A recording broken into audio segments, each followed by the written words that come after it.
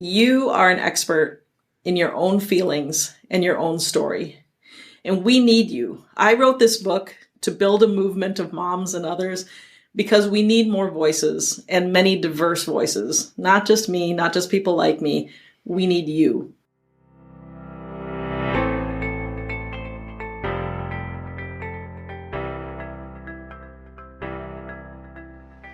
Hello, welcome to The Story of Woman, the podcast exploring what a man-made world looks like when we see it through her eyes. Woman's perspective is missing from our understanding of the world. This podcast is on a mission to change that. I'm your host, Anna Steckline, and each episode I'll be speaking with an author about the implications of her absence, how we got here, what still needs to be changed, and how telling her story will improve everyone's next chapter.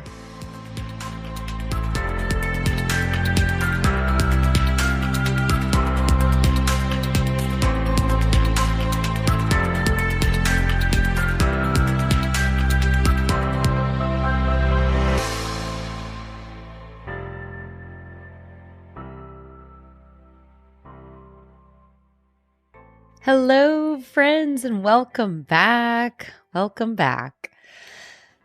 So, when you were in school as a kid, what did you learn about politics and government? For me, I learned the basics about the different branches of the U.S. government, how it operates, and a select history of its origins. But I didn't really learn anything about how to get involved in that government, about how to use my voice as a citizen to drive change in my community and in the country. Maybe I learned that it's important to vote, but that's about it. But there's so much more we can do. So for anyone else who didn't learn about it in school, or maybe just forgot because it was one class a few decades ago, this is a great episode for you. I'm speaking today with Cynthia Changyit Levin about her book, From Changing Diapers to Changing the World: Why Moms Make Great Advocates and How to Get Started. And I want to say right away, you do not need to be a mom to learn from this conversation or her book. I'm not one, and I learned plenty. Because again, how many of us really learned about advocating to members of Congress or Parliament in school? But she does write this with moms in mind because it's her personal experience, and also because we know women have traditionally been encouraged, or in some instances forced, to sit back and let the men deal with politics. And moms have been encouraged or forced to spend all their time and energy raising the little ones and feeding the men who have worked up an appetite from all their important work running our governments. But she also writes with moms in mind because of how absolutely brilliant and effective they are as advocates. I mean, let's be honest, moms are brilliant and effective at just about everything because the skills it takes to be a mom are not for the faint of heart. But I love what Cynthia wrote in her book about why moms make brilliant advocates. She wrote, "You've already been developing the most valuable tools you need for this work. The persistence you cultivate while dealing with newborns and the patience you nurtured while negotiating with toddlers. The love and frustration you experienced in those repetitive battles fostered incredible power that you can tap into when dealing with Congress." It's a little tongue-in-cheek, but it's absolutely true. And we get into why moms make great advocates in more detail today, as well as the benefits of getting involved in advocacy for moms and their children. This is not about martyrdom and giving moms more things to do. And we also talk about the difference one person can make and practical steps for getting started. And just as you don't need to be a mom, you also don't need to be in the US to learn from this conversation, as Cynthia will explain. So often we feel overwhelmed and dismayed by the constant stream of negative news happening around the world, and we think, what can we do about it? What can I, one person, possibly do to make a difference? The answer, of course, is a lot. There is a lot that you can do. Advocacy isn't the only way, but it's hugely important and a great place to get started. And final note, I just want to mention the new Story of Woman newsletter. If you haven't signed up for that yet, it comes out every week, and it's not just about the podcast. You'll also get a weekly dose of all things women, books to read, documentaries to watch, news to be aware of, and women to be inspired by. So it's a little feminist package to get you through your week. There is a link in the show notes and on the website. But for now, enjoy my conversation with Cynthia about advocacy and changing the world.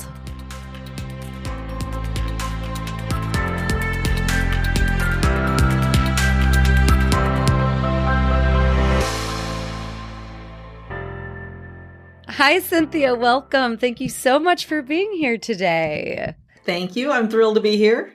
Yeah, I'm really excited to have you. And we're speaking about your book, From Changing Diapers to Changing the World, which is all about why moms make great advocates and how they can get started. And ironically, it was my own mom who flagged this book to me after reading about it in the newspaper. So I guess, does that make her an advocate? She's an advocate, absolutely. I kind of define advocacy just casually as speaking out to somebody with power to take action. So she spoke out to you, and you had the power to schedule your own podcast. So that's awesome. I love that story. So she was lobbying her own daughter, basically. Mm-hmm. Oh, my kids lobby me all the time for all sorts of things. They're good at it. Yeah, fair enough. I'm sure I've lobbied my mom for the past 30 years, so she can have this one. And I'm very glad she did, because it brought you onto this podcast. So, and also she came across it because it was in the local newspaper in St. Louis, Missouri, which is where I'm from and where you live. So all the St. Louis and Midwest listeners out there, Cynthia is a local. Yeah. Shout out to Lou. So I want to start with the why behind the book, because you became this world-changing advocate, and then you decided to write a book, encouraging others to do the same. So yeah, can you tell us, why did you decide to write it? Yeah, so I wrote the book that I wish that I had 15 years ago. Advocacy has been a really helpful journey for me personally, and I've been able to help a lot of the people who are living in poverty in the US and around the world. But it was very, very helpful to me in my own empowerment. And it wasn't exactly an easy journey doing that while raising little kids. I have kids that are 17 and almost 19 now. But I wanted to save other moms just all the trial and error that went through in learning how to advocate while balancing the crazy work of raising kids. But I should also mention that ever since 2016, I've been hearing from women in the United States who are very upset by the direction of policies in our country, but are slipping into despair because they just don't feel or don't know that they can do anything about it. So I was writing this book, but it took on greater urgency around that time. Absolutely. And yeah, since 2016, I would say that that urgency has just increased, and people's despair may have as well. So we'll definitely get into some actionable points, but your book was fantastic in being very action oriented. Yeah, not just why you should be an advocate, but practical steps for doing it. That's what I felt was really missing for me at first. And I found those things later, but man, it would have saved me a lot of time and heartache to have them all in one spot. Yeah, I'm sure. It is all in one spot in your book, and it really takes you on that journey. And you even preface and say things in the beginning about where you can skip to, depending on where you are in that journey. So even if you know a little bit more about advocacy and you want to learn even more, this book is still for you, presumably. I don't know, maybe you agree or disagree, but I think it'd be for anyone along that advocacy journey. Absolutely. And I'm charmed by how many people are appreciative that I actually wrote it in a structure where I encourage people to read the book out of order. So if you feel at any point that you want to jump into action, then you should flip to the back, get the instructions, and just do it. Like, don't wait, because how many books do I have in my nightstand that I haven't finished, that I have really good intentions to? So, don't make it like an assignment that you have to read every word before you get started.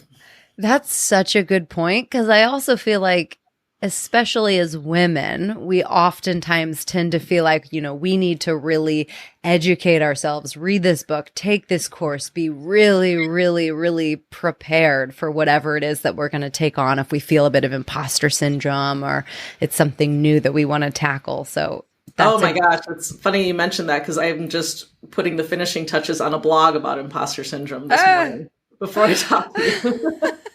It just keeps coming up. It is real and it can really hold us back. But yeah, exactly as you say, you can hop around for what's important for you. And what about, is it only for moms? Because I will say I am not a mom and I had loads of takeaways and I feel like anyone interested in learning about advocacy, could really learn from it. What I like to say is that this is for mothers and others who want to learn to use their voice and influence policies in the most impactful ways. And what's really important for me as a busy mom and as a former engineer, most efficiently. Like my kids like to laugh about how I'm like, yeah, that's not efficient what you're doing there. So, I write especially for moms because it's my own experience. And also because I feel that moms are a demographic that are sometimes held back by misogyny because we're women, or just the demands on time and energy that we spend on caretaking for our little ones. And sometimes for our elders, right? I'm turning 51 this year, and thankfully my mom is independent, but a lot of moms of my age are feeling that sandwich squeeze of taking care of parents and kids. But when we as moms and as women work together, I heartily believe that we can be a powerful voice, a powerful force in pointing out common sense solutions. And we're really good at voicing the moral argument for humans to be good and decent and kind. But now for others who, are also good and decent and kind people, but maybe don't identify so strongly with the motherhood part, I have, like we said, included a lot of tips about how to advocate, even when you don't have a lot of time. It comes out because the moms are often doing this kind of work on the go. But I hear from people like you who aren't parents at all that they love the book because of how I've laid out the instructions for how to take action really clearly and put little tip boxes in for doing things when you only have 20 minutes or maybe only 5 minutes. And people are responding well to the fun stories and the cute pictures. A lot of people like cute pictures of kids. Those never hurt. Yeah, that's never hurt.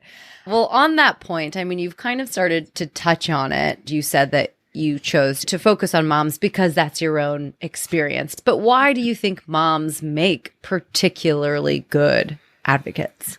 So I thought about it for a long time when I was reading this book, and I came up with these 5 solid reasons, but I'll just do a couple of them here. Some of them are kind of funny, like moms explain things. Like we're really good explainers because we explain things all the time to our little ones. And I like to say that if you can explain something to, a 7-year-old, you can explain something to a member of Congress or a member of Parliament. And it comes off as kind of snarky when I say that, but I actually mean it in a very genuine way because when we talk to our kids, we're saying things in a very plain spoken, easy to understand way. And policymakers are human.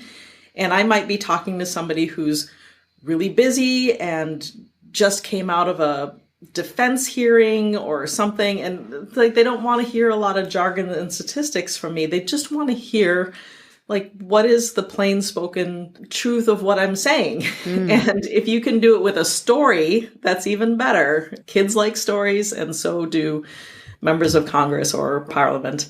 And I think that we're responsible people. I've been to lots of these lobby days, these action days, where sometimes the organizers have really appreciated what the moms bring to it because we're very self-sufficient people. We've been we're the people that are thinking 3, 4, 5 steps ahead of our kids and making sure we have everything with us. Whereas, some other people are kind of like, I'm going to rely on everybody else to have what I need.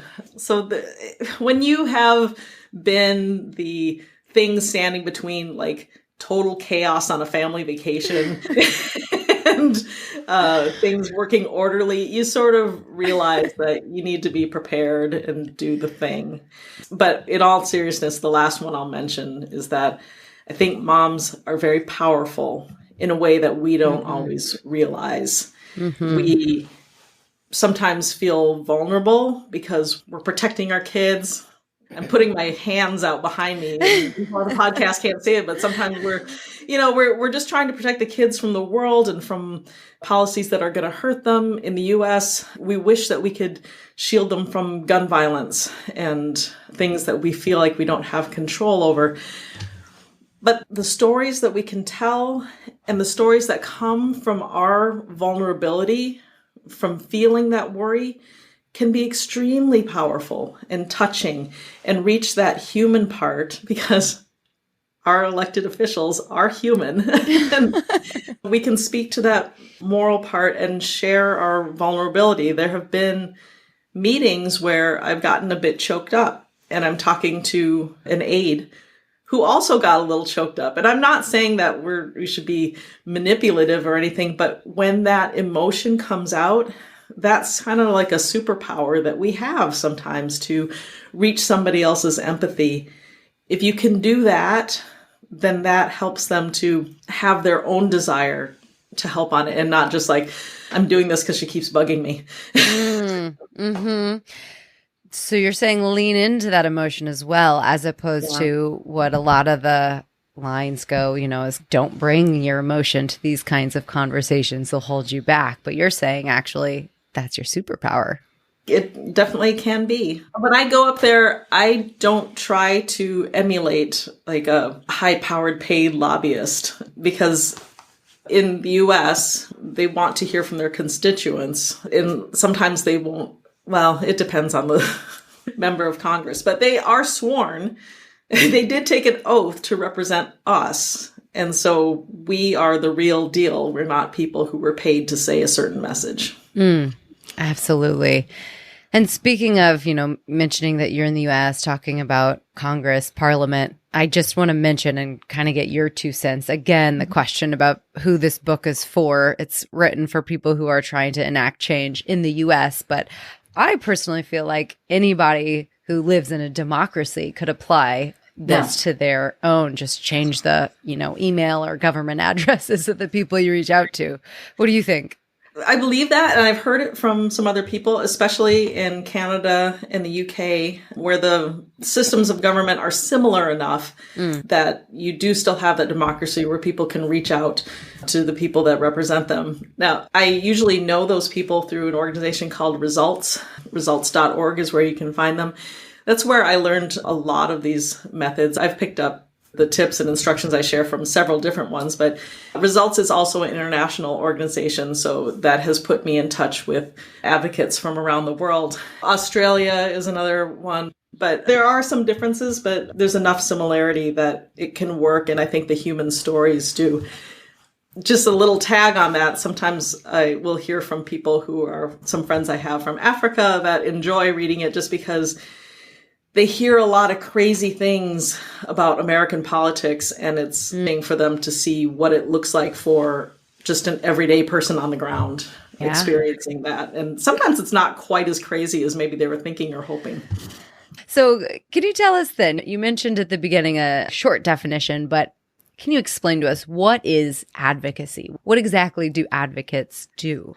Yeah, so advocacy is just speaking out, raising your voice, making it known, however you want to use it. It's expressing yourself to somebody who's in power that can help, that can take an action to help you. So we joked about it earlier that kids advocate to their parents all the time. And I have a funny little picture that one of my colleagues shared. She goes to protests a lot and takes her kids to protest. And her kids made a sign that said, "We want more screen time." And it was like on a stick to carry around. So yes, protesting. Did it work? I don't know. I didn't ask. I just thought it was so funny. I said, "Can I use that in my book?" But I didn't ask. You have to follow up on that. That'd be hard for her to say no to, I feel like. They're like, they learned from her. Maybe in a future correction or version of the book, I'll say like, it did not work. I don't know. It's a ongoing negotiations. Right. Have to return to the table. Yeah. So protesting is a valid form, but it is not the only one. So some of the methods that I'm talking about in the book is it can be as simple as making a phone call to an office, or it could be what I consider the gold standard of it is when you can sit down face to face with the person. That's a more advanced level of advocacy, but it's the highest one as far as relationship building and a long-term conversation. It could be writing letters to the editor, writing to newspapers about your issue, or just the tried and true handwritten letter to Congress. People have trouble believing that that's an important thing to do, but especially when you can do an organized event where you're getting 50 people to write hand letters to Congress, that actually gets attention quite well because somebody's got to sit there and open 50 letters. That takes away from whatever they might be doing, and it elevates it in importance. Yeah, that's so true. Who would have thought? The return of the letter. I liked this. I'm just going to read what you had in the book that really helped me understand it as well, which was advocacy versus direct service. So you wrote, direct service workers give their energy and talents to help people in moments of need. Change advocates take a wider approach and use their voices to rally even more help for the longer term. At its best, advocacy is about seeking out root causes, finding effective solutions, and persuading other people to help implement those solutions. So that really helped paint the picture for me. And you had a great analogy about the river. I don't know if you'll be able to repeat that analogy offhand, but that was great. I think I can. I first heard this from an organization called Bread for the World, but I've since heard it many other places, and I can't even attribute like where it first came from.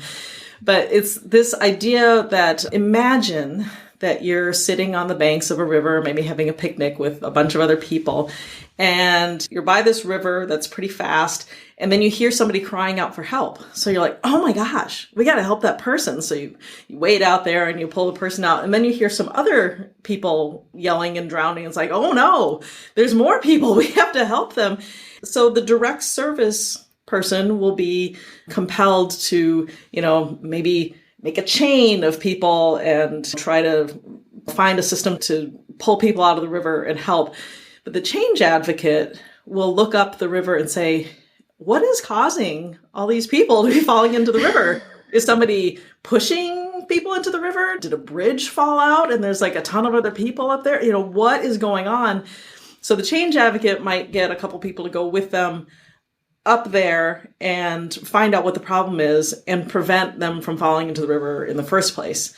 Both are needed. Like, you're not supposed to just look and say, those people are drowning. Goodbye. And often I find out, or I've come to find people are like me who do both direct service and advocacy.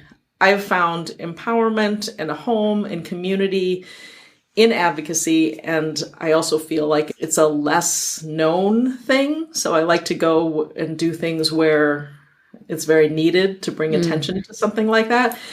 But it doesn't mean that I don't care about people in my community. So I get involved in food drives and other direct services as well. And I think that that's a common trait among advocates. However, it's not as common that people are doing direct service and just naturally fall into advocacy as well. I really liked that river analogy. That really brought it to light. And yes, both very necessary. But today we're really talking about those people that are upstream trying to stop whoever is pushing those people in the river in the first place. I'll tell you a funny story though. When I was first doing this, and you'll see little stories throughout the book where I tried something and it wasn't quite so successful. There's one story that's not in the book where my kids were in preschool and I was like new to this advocacy thing. I'm like, this is exciting. I'm going to tell other moms about this. So I asked the preschool director if I could have a little room and talk to some other moms about it while the kids were in preschool. And I told that story and this woman said, yes, that's exactly. I want to be the person pulling people out of the river. I'm like, well, yeah, okay. I got her more excited about that. But some of us are sometimes suited to one or the other. Yeah. That's a good point. Yeah, maybe you get through this and then you realize, actually, I want to be the direct service worker. So, Sometimes we can just really partner together. mm. Like I will bring somebody, there was somebody they brought that was ahead of a local services issue and brought them into the meeting with me so they could share their expertise. And that pairing is really powerful. Ah, lovely. Lovely. So I want to talk about what people can get out of this, because you write that doing good for others, should not equal martyrdom. Not it doesn't have to, but that it should not, which I think there's an important distinction there. So besides making the world a better place, what does a person stand to gain in becoming an advocate? I think this is a really good point, because it's like what brought me to advocacy was the need, and what kept me staying in advocacy was what I got from myself. And there's 4 or 5 things that I talk about, and one of them was it helped me to define myself. And this may speak to a lot of people in different contexts, but I find that this is important for moms because we go through an identity change. It is part of being a mom. It's like you had all these other things you're doing.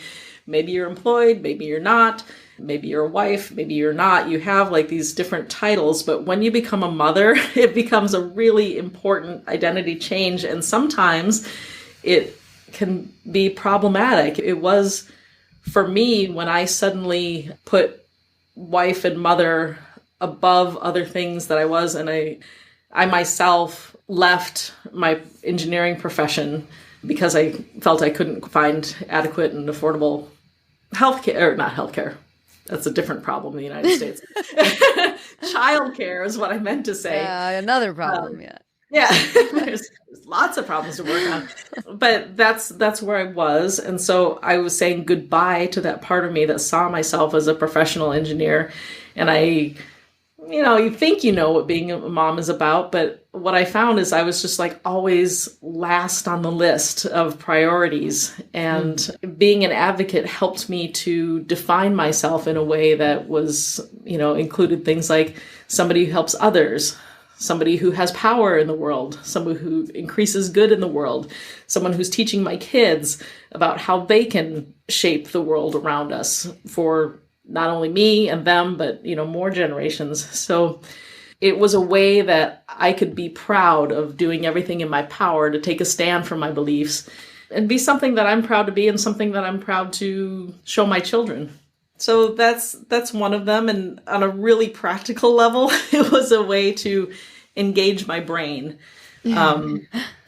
So being a mom there's an art to it as far as like helping your kids through things in a healthy way. But there's also a lot of just repetitive routine to it.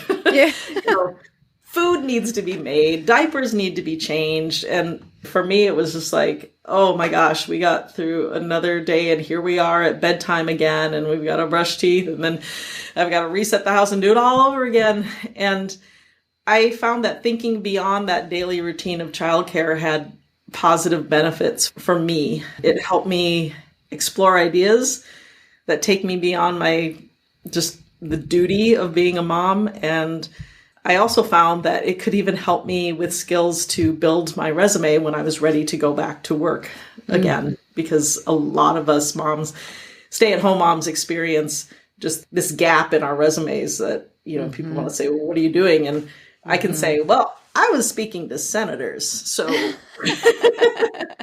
What have you been doing? Yeah, and that wasn't a skill that I had before, so that's nice. Yeah, that's amazing. There's really so many benefits, finding meaning, finding purpose, self-identity, everything that you said. And I thought you really laid that out really beautifully in the book. And you also talked about a lot about kids and how they fit into this work and what they stand to gain by you, the mom, becoming an advocate. So can you talk to that a little bit? Yeah. So my kids are unusually conversant in how government works. And it's not that we were sitting there and studying, but one time I wrote a blog about like how the summertime was kind of like a DIY, like do it yourself government class, because summertime is also a time when, at least in the US, that's when there's a lot more time for elected officials to be available for their constituents. It's a little summer vacation, it's a little more relaxed. So it was also a time when the kids were not in school. Again, not having family in town, not having the childcare, it's like, come on. And I would like pack them up with me. So when they got to know Congresswoman Schakowsky, who was my U.S. representative at the time that the kids were little, they got to know her in person and, hear what we were talking about. And that's another thing, that when the kids were present, all of us brought our language down in a really simple way. So they were understanding it as well. I feel like it taught them to stand up for themselves and for others. And there's an example when my eldest kid, I don't remember what grade, probably about fourth grade or something like that there was a kid that loved soccer. And I guess the recess supervisors were just being unfair and unjust and just mean. They took away this kid's soccer privileges. So my kiddo enlisted a few others, and they had read about Rosa Parks too. And they had a sit-in that they refused to do anything else until they could get an appointment with the assistant principal. And I was very amused to find out that not only did they have that meeting, but they went in with what we in the business would call a leave behind document, that they wrote the important parts of their argument, and then at the end, what action they wanted them to take. And it was written in Crayola crayons or markers. That is adorable. Like, oh, yeah. And by the way, I do know the end of that story. I was going to ask. Privileges were reinstated. So Woo! Amazing. That is such a great story.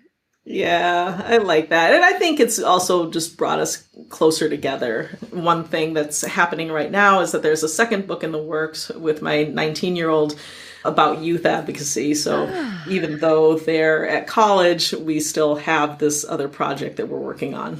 Amazing. That's so great. And, as you point out in the book, most of us, we don't learn about this in school. We don't learn about it. So then here we are as adults trying to figure it all out, whereas they're growing up with it. It's just normal to reach out to the people that are representing you in government when you want something changed. That's just a part of it. Yeah, I was very, very nervous the first time that I saw my U.S. representative. It was in a grocery store, and it was a table, and there was just a line of some senior citizens that were lined up to talk to her. And I knew from Bread for the World that there was like an important nutrition bill, but I was like standing there and I was like sweating and I didn't know what exactly to say. And I was kind of stammering through it. But my kids think it is totally a normal thing to go into the office and just say whatever is on their mind. I love that. It's amazing to me.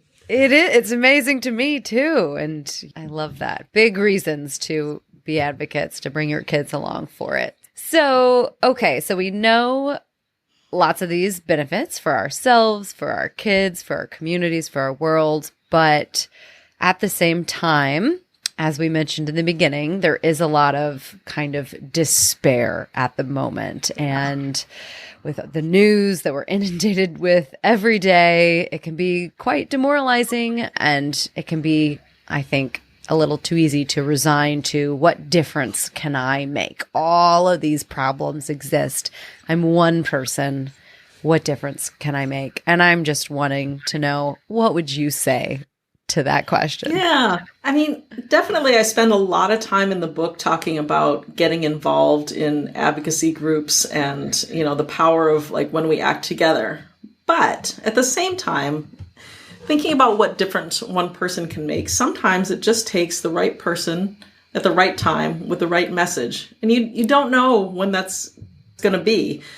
For instance, there was a time that I was up on Capitol Hill and we were granted a meeting with a representative that me and my colleagues were not part of that district. So they didn't really want to meet with us, but they did. They were nice enough. Like, we were from the same state, just not in the same district that particular representative was responsible for. So we went in there and they listened very nicely, and they said, well, the congressman puts a premium on hearing from constituents and responding to their requests. So if you can find somebody who is from the district to make that same request, we will make that happen. And I was like, what? So we went out, and in the hallway, we were just like, who lives in that area? And I thought of one person that I had met one time who lived there. And I called her on the phone. I did have her phone number. And I said, would you call this number and just ask for this thing? It was to ask them to co-sponsor this bill about microfinance, about helping people in poverty economically in other countries. And she said, sure. And like a day later, that congressman was on the bill. It just took like that one person. And there have been other times when we were unable to get a meeting until I reached out to, this is a Missouri congressman, I reached out to a member of the clergy who happened to live like way out in this rural part of the district. And we just got him on the phone, like in the meeting. And all he did was talk about like how he cared about people that were lacking nutrition in the US and globally. And then I filled in the parts about the policy and stuff like that. But it took him to get the meeting. And one last thing I want to say is that sometimes it takes a person to have the vision to create a group. And there's a story in there. I have 6 features about different moms. I didn't think I should write a book that's just me droning on about myself. So I try to include a lot of stories from moms from diverse backgrounds, whether economic differences than me or racially, or just that they work on different issues. And Laura Frisch is a mom that very early on recognized that gun violence was a problem in our community in the United States. And it was Laura that started to talk about it in our neighborhood. And I mean, at the time, other people just didn't have the vision. So one person can rally others. Absolutely. I think one person and one step at a time as well. Yeah. When you feel overwhelmed and demoralized, just take that first step. All right. So then now we're bought in. Okay. How do we're all bought in, everybody listening. We're all bought in. How do we go about That was easy. Yeah. Well, you're good. You're good. You must have written a book about it or something. How does one go about becoming an advocate? And obviously, there is, as we've mentioned, all of these action plans, really step-by-step, amazing instructions in the book. But for a summary for our conversation today, how do you begin? Where do you begin? Yeah, I would recommend that people find a reputable, nonpartisan advocacy group, and especially one that's dedicated in teaching you how to effectively raise your voice. Now, there are lots of different ways to do it, and I talk about in the book, it's like, sometimes the way you start can depend on what kind of person you are. Like, I started by reading a whole bunch of books about the topics that I was interested in. It goes back to what you were saying before. Sometimes women do that. It's like, I need to know everything about this, and here's a big fat book. Yep. But what I'm saying is, if you want to go a little faster than that, maybe a less frustrating route would be to find an advocacy group. You don't have to reinvent the wheel. There are people who are doing this who can help you. The reason that I say nonpartisan, and I'm going to delve into American politics for just a second, if you will. Go on. Yeah. So we have 2 main parties here in the United States, Democrats and Republicans. And let's just say, for example, that I was a diehard Democrat and I felt that way so much that I can't even talk to any Republicans. I don't want to. I actually know some people like that. And I understand there are very deep feelings on this. But if that's the way that I felt here in Missouri, in St. Louis, in my little section, that would mean that I would be abdicating my voice and just cutting myself out from the conversations because only my state senator is Democrat. So that would mean both of my U.S. senators, my U.S. representative, my governor, my state senator are all Republicans. So I would just be making myself absent from that conversation. And the other thing about U.S. politics is that our Senate, which is a very powerful body, the margins of who holds power are so thin that it can change in any election. And we don't know who will be in power. Those people get to set the agenda of what gets voted on and what gets talked about.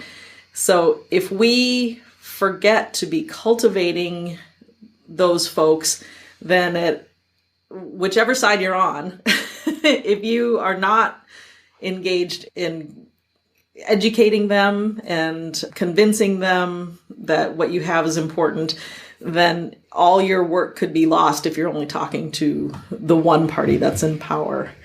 And I have some suggestions at the end of the book. There are 3 particular organizations that I'd recommend. I'll say results first because they are international. So if you're in London, if you're anywhere in the UK, you can find results there. Canada and Australia, and Germany, France, Japan, Mexico. So yes, that's one of them. And here in the US, Citizens Climate Lobby is an organization that sprung out from results, but works on climate issues. And Friends Committee on National Legislation, they're a Quaker group that has some of these same nonpartisan relational philosophies. And I like that they work on peace and sometimes nuclear issues and things like that. So there's 3, but there's a lot more that are talked about in the book. I think that those 3 organizations are just particularly good at empowering individuals so they can move on to other issues if they want. Love it. And I'll put links to all these in the show notes as well. So join an advocacy group and a bipartisan one at that. And don't cut yourself off. Don't silence yourself. I think that's a really, really important point for going back to efficiency and what's going to be effective. Definitely. So the other question centering around how is the practical first steps, which we've just gone over. But then how does one find the time? I've heard that moms are a little busy. Just a bit.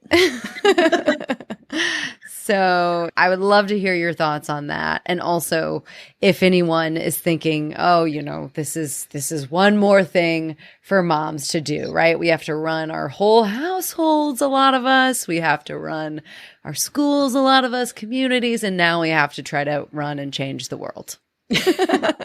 I hear that a lot. And it's just like, aren't you putting this on an already beleaguered population? But, going back to all the benefits it had for me, that's one reason I do it. But talking about the practical side of it, I put in a lot of tips about how to incorporate advocacy into your day, just like any other good habit. And I found that motherhood was a lot of hurry up and wait. An example of that is if you're fortunate enough to have a car, making a call from your car while waiting in the carpool line. And I don't know if this is something that happens in the UK as much, but in suburban areas of the United States, there's this thing that happens when school lets out and there's this line of cars that goes forever. And if you need your kid out of school right away, you want to be in the front of that line. And it means showing up really early. And so you hurry up so you can be in the front of the line. And then maybe you have, 20, 30 minutes to wait or something like that. So that might be a good time to, call a member of Congress, because each of those calls only takes 90 seconds. So you could knock out 3 of them while you're sitting there. I used to write letters to Congress when I couldn't sleep anyway, because my kids would wake me up for just the worst things. They wanted to be fed. They wanted to be breastfed. Oh, so needy. They wanted a diaper change. I mean, these are quite normal things to happen. But after I took care of the baby, sometimes I wasn't in the peaceful frame of mind that I could just drift right off to sleep. I'd be sitting there oh my God. The world is terrible. What should I do? Well, the answer is I should write a letter to Congress, because that would just calm me down, and then I can go back to sleep. I also became a master of multitasking. So I used to make art with the kids because that was a great thing to do. And the kids didn't care what kind of art we were making. So I would use like their little handprints on paper and stuff like that. And then it would have like a message about, please support maternal child health initiatives or something like that. And of course, there's clicking those online petitions that come out. The One Campaign is especially good at those, which is also an international organization, definitely very active in the UK. Here in the US, momsrising.org is really good at that. And you'll get things that you care about, and then you just like click on it, maybe add a little customized note. But I do want to wrap up this section with a little quote from Yolanda Gordon, who's another one of the moms that is featured in the book. Yolanda has a number of kids, and at the time that I interviewed her, she was living in poverty, and her kids are also neurodiverse, so they needed services from school that she had to advocate for. And when I interviewed her, she wanted other moms to recognize that they really do have time for advocacy if they recognize how important it is, and that it can be a life and death situation for some. So she said, think about all the things that your child needs that the government is cutting right now that may not be fixed later. You have to make time. Mm. Elena Hung is another mom who's the founder of Little Lobbyists that has a daughter with complex medical needs. And that is the focus of that organization. And those kids needed the affordable health care that President Obama had proposed. And so they fought hard, and they brought their kids with wheelchairs and trach tubes and oxygen to Capitol Hill so that members of Congress could meet them and understand how important this was, because they felt like they had no other option. Wow, that's powerful. So then what about choosing an issue? You've mentioned these two examples, and of course, they're choosing these issues that are close to home for them and their families. So I'm curious if you can talk to the importance of choosing one instead of just wanting to change everything, and then how you would, any advice for going about choosing one. Yeah, I even laugh a little bit about the book that this is the advice that I give, but it's hard for me to listen to myself. That truly you will be more effective if you are more focused. So if you're focused on one thing and you feel very passionate about it, that's going to be where you're going to be most effective. So like you said, for some people, it's very obvious. For moms who have, like moms that we mentioned, or moms who have unfortunately experienced gun violence in some way. But other times it's a small moment, like it was for me. When I first had a baby, it was idyllic, easygoing in the first couple of days. I'm one of the moms that my breast milk did not come in right away. So my baby was born and I was trying to breastfeed. I was trying to do the best thing I could, but she just wasn't getting all the nutrients that she needed. And you could even, some of the people who are moms might recognize there's a soft spot on the top of the baby's head where it keeps sinking down and down when they don't have enough liquids. And essentially my baby was starving and I didn't know what to do about it. I was just like, I'm just going to power through this. And so 4 days later, I just was distraught. It was Christmas Eve. We called the doctor. Thank goodness I had access to medical help. And I said, your baby's starving. You need to get to the drugstore and get some formula. And I felt very embarrassed. And my husband went out that night and got the formula, and that baby just chugged it down. But in those 4 days, I was really worried when there was no wet diapers and the baby wasn't thriving. So I was able to see how quickly things can turn around with proper nutrition and clean water. So for me, that became like a wake-up call, like, wow, other moms in the world don't have it. I can't believe I was blind to this issue for so long. And child nutrition was the first thing that I started working on. Now, for other people, if you just don't feel like what is your issue, take that moment when you're up at night and think about specifically what's bothering you the most. And even throughout the day, this is where it gets a little esoteric, that I would say listen to your body. How are you reacting to the news? Are there things that are particularly concerning? Another thing is when you're just looking to get started, sometimes you want to look around at, do you have local help? Like, for instance, if there's already a group at your house of worship that is working on something, join them just to get started. The best thing to inspire you to action is to take action. That sounds very repetitive and weird, so I didn't actually put it in the book, but I do believe it, that when you take an action on one thing, it inspires you to be like, yes, okay, I did that, then I should do the next thing. And maybe you're working on hunger or something else, but it will help you to learn the skills until you find the thing that you're really passionate about. Love it. I think that's all really good tips and advice, because that could be one of the biggest challenges in the beginning. And like you say, just choose one and take that first step, and then you can always adapt and see where it leads you. What would you say to someone who agrees with everything you've talked about today, really passionate, wants to get involved, but still feels like reaching out to a member of Congress or whoever it might be, taking this first action is just a little too far outside of their comfort zone? I would say pick something very small to start. If your comfort zone is very small, that's okay. I have this great quote that I thought it was so awesome when Becky Morgan, who's another St. Louis mom, said this to me, that I said, you know what, I want to make that the very last quote of the book. So if people want to flip to the back page, they'll have something good waiting for them. So, she got the last word in the book. She said, do what is comfortable for you. Just find something that works for you. If it's a tweeting, if it's a phone call, start there.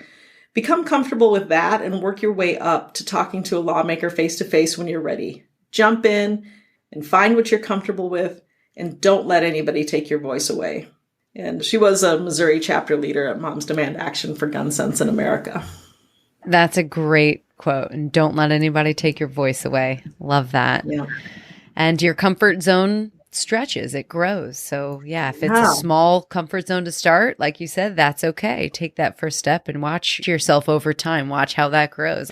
Actually, someone I had on the podcast before, she described it as stretchy pants. Comfort zone is like stretchy pants, and they'll...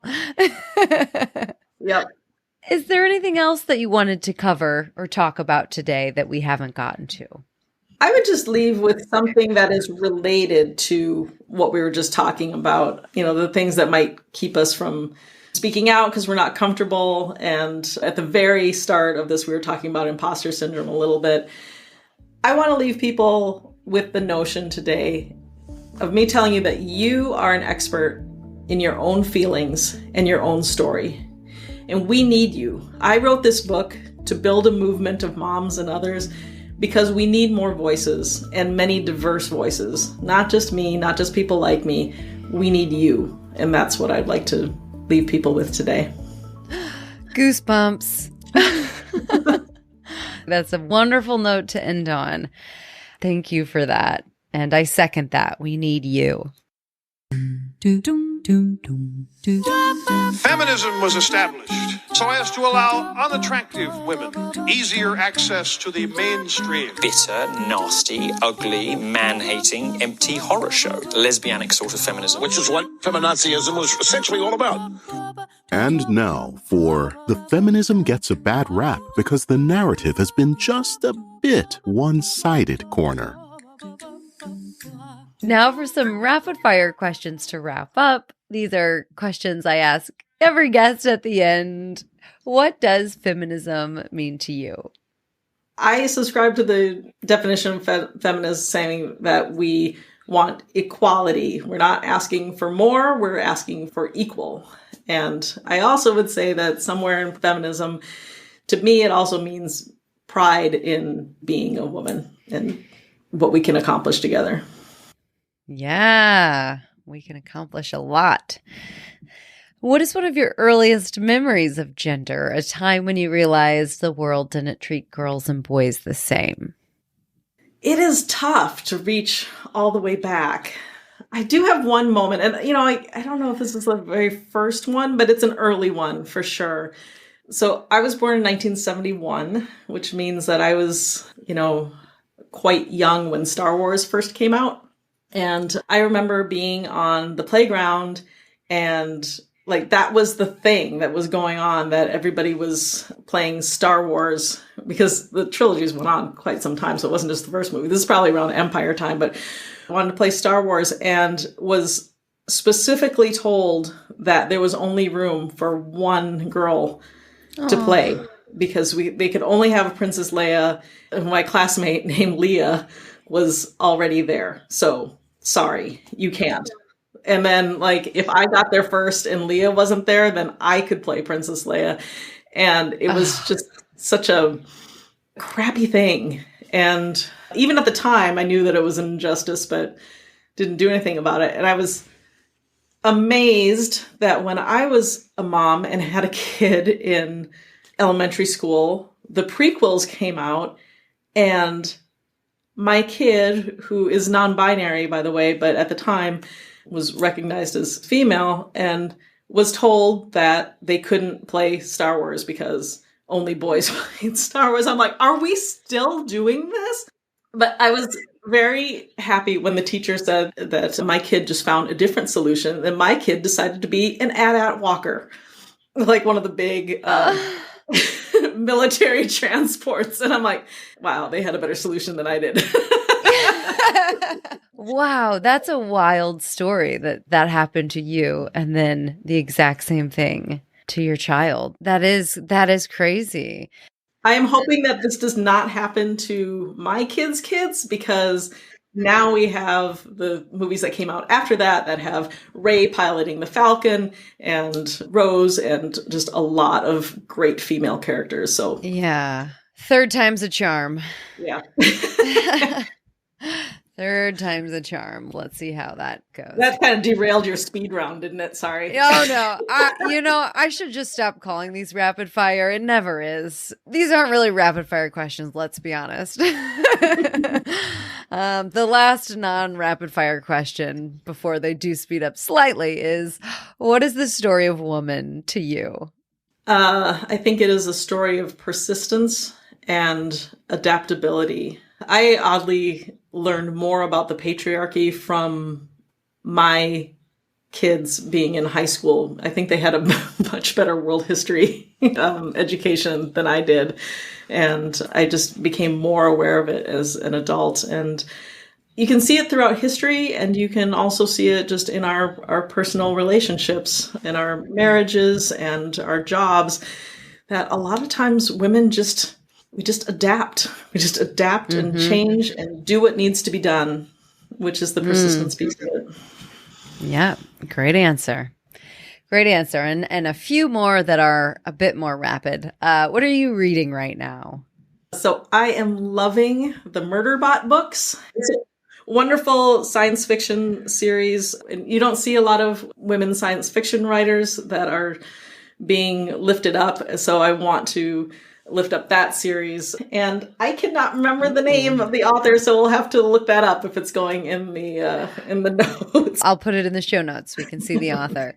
And do you have any one book that you recommend, a favorite, or any book you want to shout out other than yours, of course? Yeah, there's one. I read a lot of fancy science fiction and comic books just to keep my mind off of some of the heavier work that I do. But on the other hand, I will recommend reading that is important for us all to do. And there's a book by Ibram Kendi, How to Be an Anti-Racist. Yes. That I think that everybody should be reading. Me too. And then I always ask if there's anything that you're working on that you would like to share. You mentioned a book you're working on with your oldest. Yeah. Yeah, I would say that I'm working on, pushing this book out there and trying to get into advocacy organizations and other places like parent organizations and other places where I can bring this message out. So I'm working on my speaking engagements. And then this other book, the working title is Raise Your Outside Voice, Why Kids Make Great Advocates and How to Get Started. So, what a great title. Well, I hope we keep it. It's slightly problematic because sometimes I like to use the words like speak out better than particularly voice, because I don't want to be ableist about it for people who don't have an actual voice. But it's such a mom phrase, like use your inside voice. Shh. So sometimes we need to get loud. It's more metaphorical. Yeah, that's what I had thought of. I was taken back to childhood with the raise your voice. Inside voice, outside voice. Oh, great. And then where can we find you so that we can see when this book comes out? The easiest place is to go to my website, which is www.changyit.com. That's my maiden name, Changyit. And that has information about my speaking. You can buy an autographed copy from this book here, although it is a little difficult to get it to the UK, as we talked about before. I think you got it from Amazon, and that was just easier, right? Yeah, it was. Sometimes it's like, oh, we want to support independent bookstores and things like that. But, oh, man, Amazon is easier for international. I know. But top tip, if you do smile.amazon.co.uk or .com or whatever, you can choose an organization, and a small percentage of what you purchase will go to that to make yourself feel a little bit better for buying from Amazon for these moments where you really want Cynthia's book and you're not in the US. I think I remember hearing that you could choose results as one of those things. You could support advocacy. There you go. That could be your first step. You buy the book and you're supporting advocacy. And then you join.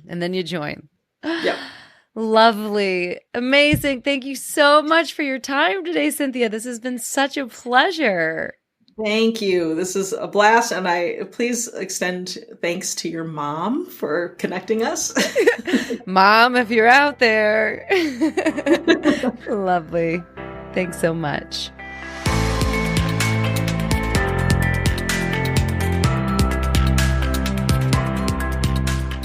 Thanks for listening. The Story of Woman is a one-woman operation, so if you enjoyed this episode, there are a few small things you can do that make a big difference in helping other people find the podcast and allowing me to continue putting out new episodes.